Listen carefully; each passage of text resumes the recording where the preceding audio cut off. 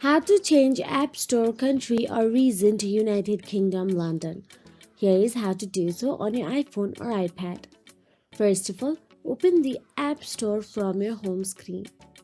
And once you tap on the App Store, all you have to do is tap on the profile picture of yours at the top right corner of your screen and navigate to your profile section. There, all you have to do is tap on your name at the top.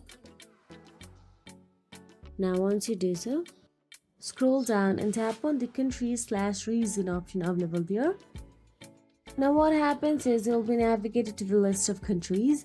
Here scroll and select United Kingdom from the list.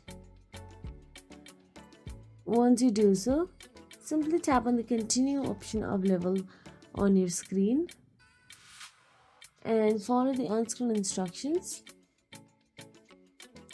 Then after you do so, you'll have to agree to the terms and conditions. Tap on the agree at the top right. And once done so, here you'll have to fill in your payment method. If you don't have a UK card, then select none option available there. And you can use a UK postal addresses, billing addresses, even a hotel or placeholder to fill out this form.